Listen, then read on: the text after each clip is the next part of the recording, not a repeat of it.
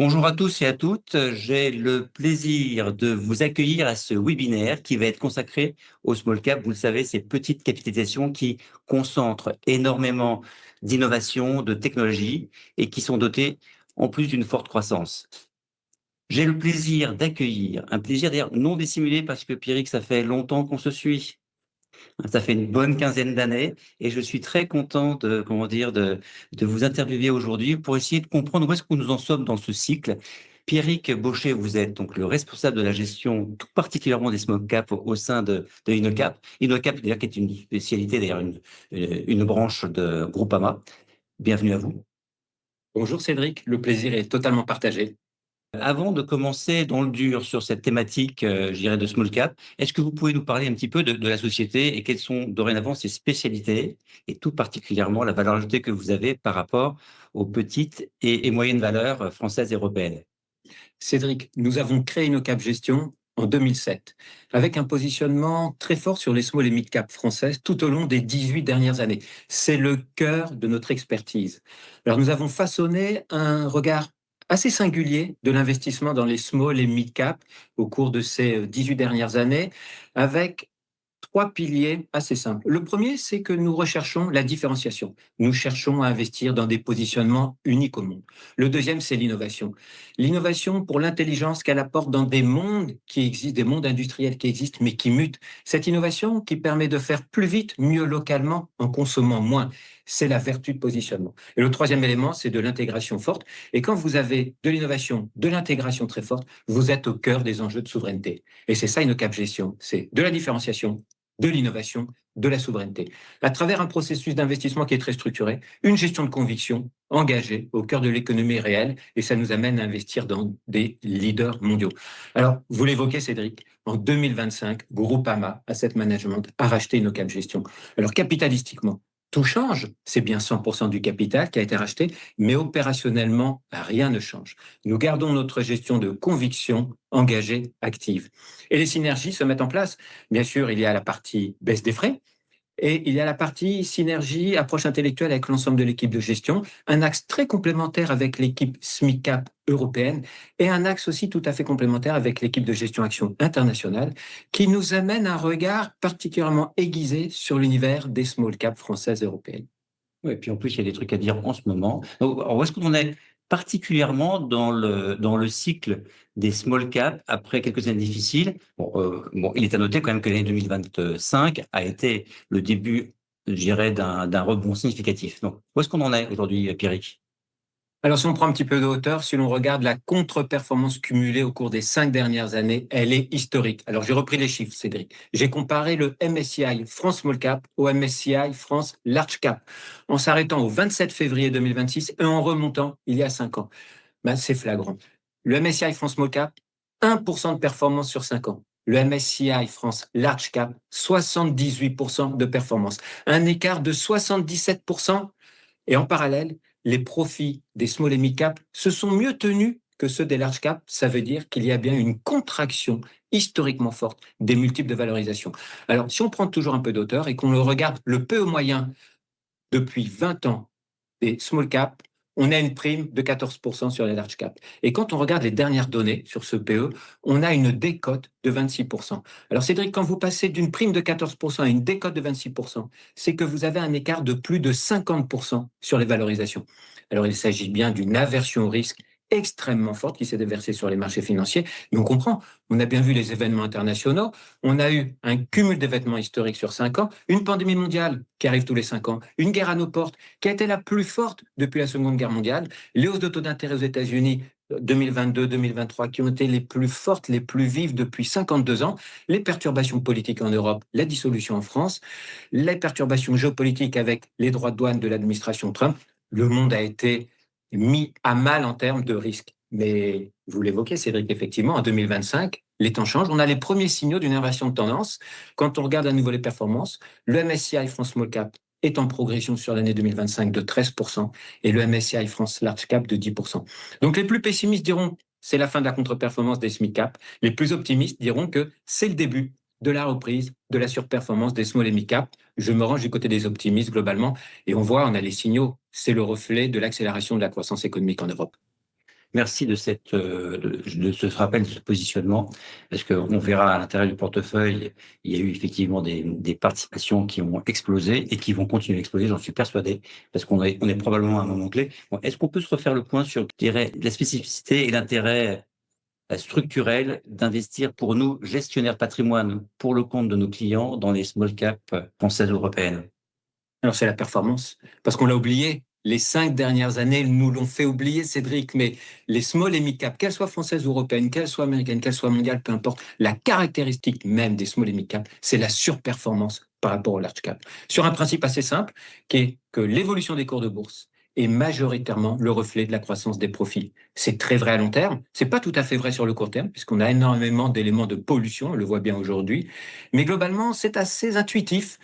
Si l'on regarde la caractéristique structurelle des small et mid cap, ce sont des entreprises qui se développent sur des marchés de niche, des marchés, des périmètres un peu plus réduits, donc avec une concentration de valeur ajoutée qui est plus forte, des entreprises qui sont agiles, avec des courroies de transmission plus courtes, des prises de décision qui sont plus rapides, et pour les plus structurées d'entre elles, les plus dynamiques, elles captent les gains de part de marché beaucoup plus rapidement. Donc on le voit, on a une croissance organique qui est supérieure, un levier opérationnel qui est fort, qui est plus fort que dans les grands groupes, et donc une croissance des profits qui, en tendance, est supérieure. On a les chiffres, quand on regarde sur 100 ans, la croissance des profits des sociétés du S&P, c'est en moyenne 7% par an à travers les cycles. Et la croissance des profits des small et mid cap, c'est 12%. Donc on a beaucoup plus de croissance globalement. Et quand la croissance économique accélère, elle se diffuse progressivement dans le levier opérationnel des small et des mid cap, et on a des évolutions fortes sur les niveaux de valorisation et des hausses de cours. Mais la contrepartie, c'est que c'est une classe d'actifs qui est moins liquide et qui est sujette à davantage de volatilité en fonction de l'environnement économique. Bien sûr. Donc, comment est-ce que tout particulièrement au sein de InnoCap Gestion, compte tenu de votre grande expérience sur ce segment-là, vous sélectionnez les entreprises de cet univers? Alors, est-ce que c'est un univers très large ou est-ce qu'en fait, avec votre expérience aujourd'hui, vous vous concentrez sur quelques secteurs d'activité? Alors on se concentre. On se concentre, on va voir comment on se concentre. Cédric, nous avons un processus d'investissement qui est très structuré, qui est complet. On a un filtre d'analyse financière fondamentale, on a un filtre d'analyse ESG, nous avons des exclusions. Notre processus, il est très simple, il est transparent. On va évoquer quelques critères, il y a des pondérations à ces critères, et cela nous amène à une hyper sélectivité de nos investissements. Dans chaque fonds que nous gérons, nous avons entre 30 et 35 positions. Et on va regarder ce qui nous intéresse pour construire une position. Donc sur le filtre d'analyse fondamentale, on a 4 critères. La différenciation, c'est le nerf de la guerre. C'est 40% de notre notation fondamentale. Une différenciation réussie, c'est que l'entreprise a su être numéro 1 mondial, avec une part de marché solide, et qu'elle a des retours sur capitaux employés très forts et très supérieurs au coût du capital. Le deuxième élément, c'est l'innovation, 20% de la note. Il n'y a pas de différenciation réussie sans innovation pour InnoCap Gestion. Le troisième élément, c'est de la croissance forte. On investit dans des leaders mondiaux sur des marchés de niche mondiaux, et on veut que l'entreprise gagne des parts de marché, donc ait une croissance supérieure à celle de son marché, c'est 20% de la notation. Et le quatrième critère, c'est l'actionnariat familial, 20%, pour avoir une vision industrielle de long terme. C'est simple, on n'invente rien. On a pris les critères qui sont à l'origine de la croissance des profits d'une entreprise dans la durée. Alors, une fois qu'on a cette base hyper solide, Cédric, on va rajouter 2 éléments avant d'investir. Le premier, c'est que nous recherchons l'accélération de croissance. C'est le levier opérationnel dans une entreprise. Et le second, c'est la valorisation qui doit être modérée, c'est le levier sur les marchés financiers. Et quand on a ce triptyque, fondamental très fort, accélération de croissance, valorisation modérée, on investit et on commence à prendre une position à hauteur de 1%, puis on peut la monter progressivement jusqu'à 7%. Et quand on achète, on a déjà un objectif de cours à la vente. D'accord. Bon, merci de ces précisions. Donc, moi, ce que je retiens, c'est qu'il y a un processus, j'étais pas surpris, hein, mais il y a un processus très structuré, de surcroît dans cet univers qui nécessite d'aller dans le détail. Il faut rencontrer les chefs d'entreprise, leur univers, leur concurrence, et puis essayer de comprendre quelles sont effectivement leurs perspectives d'évolution très rapides. Vous nous parlez un petit peu de votre fonds qui s'appelle InnoCap France Small Cap. Quelles sont ses caractéristiques particulières?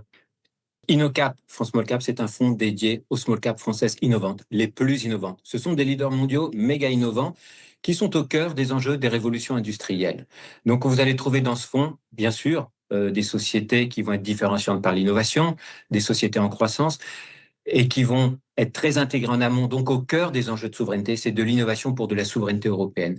Mais il n'y aura pas que de la défense, bien sûr qu'on va avoir des valeurs qui sont au cœur des enjeux de la défense, des marchés civils, des marchés militaires, mais vous allez avoir des leaders mondiaux qui vont être au cœur de la digitalisation, au cœur de la robotisation, au cœur de la santé, au cœur des technologies qui permettent l'électrification de nos industries, des technologies qui permettent de préserver les ressources environnementales par la puissance de la différenciation de leurs technologies. Dans un monde de rareté des ressources environnementales, c'est essentiel. Donc, la souveraineté européenne, dans notre fonds, se diffuse. Ce sont des entreprises françaises, mais qui sont très internationales. Plus de 75% de leur chiffre d'affaires est réalisé à l'international. Ce sont de vrais leaders mondiaux. Un fonds de conviction, 34 valeurs. Ce sont des grosses small caps. On a plus de 1 milliard de chiffre d'affaires en moyenne pondérée de nos positions. Ce sont des entreprises qui ont une croissance forte. On est à plus de 17% de croissance des profits selon le consensus au cours des 12 mois glissants. Et la valorisation est modérée puisqu'on est à moins de 13 fois les profits. Donc ces entreprises qui ont un positionnement unique attirent, c'est la convoitise de grands industriels. Nous avons connu 19 OPA dans le fonds depuis son lancement en juillet 2013. C'est un fonds qui est labellisé ISR, SFDR article 8, label relance, qui est éligible au PEA-PME et qui a des performances de qualité. Mais Cédric, je vous laisserai juger des performances, sachant qu'il est important de rappeler que les performances passées ne préjugent en rien des performances futures. Et l'actif du fonds est d'environ 70 millions d'euros. Bon, merci pour ces précisions. Donc, moi, je retiens donc éligible au PEA, PEA, PME. Ça, c'est important parce que aujourd'hui, on cherche des véhicules à investir sur ces enveloppes-là. Il est article 8, logique. Il est multithématique, même si vous nous avez parlé que, effectivement, vous êtes opportuniste dans les secteurs liés à la souveraineté. Et vous êtes ISR et label relance, c'est ça? Exactement. Vous avez tout synthétisé, Cédric. D'accord. Pierrick, pourquoi aujourd'hui, c'est un moment intéressant pour revenir sur les small caps? Parce qu'en fait, qu'est-ce que vous pouvez nous donner comme phrase très courte pour nous aider auprès de nos clients à leur dire, bon, là, maintenant, là, il y a plein d'avantages, mais c'est quoi l'argument massu pour revenir vraiment aujourd'hui sur cette thématique de small cap?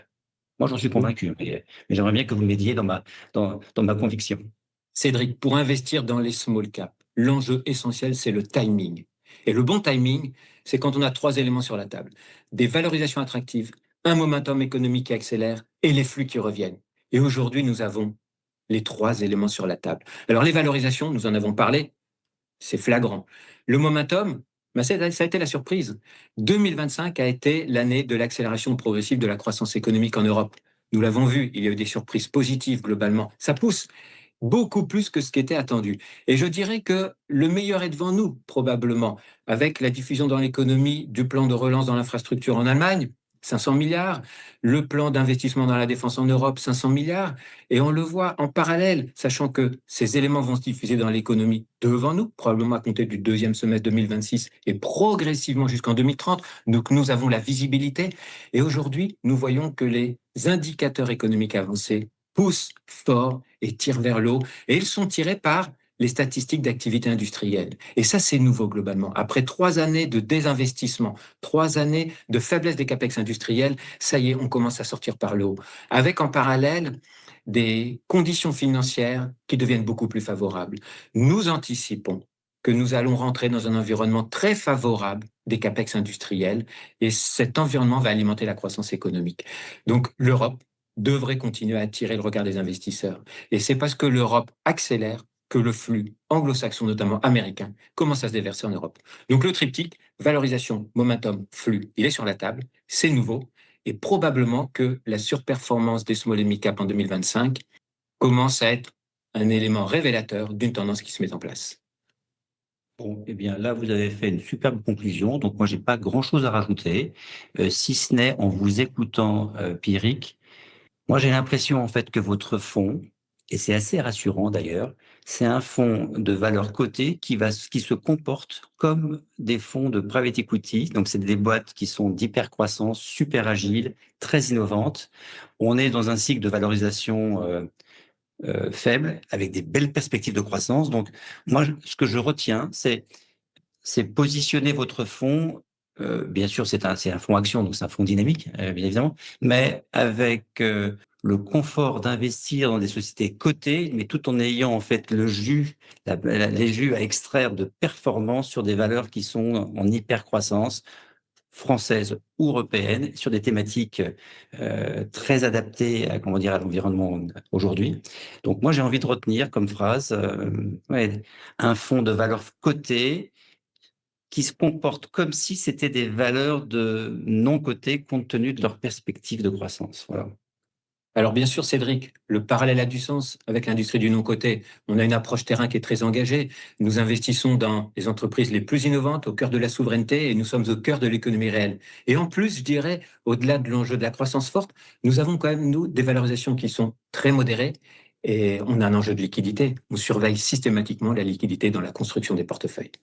Et ça, la liquidité, elle est bien sûr extraordinairement rassurante pour le portefeuille de nos clients. En tout cas, Pierrick, merci beaucoup pour cette piqûre de rappel.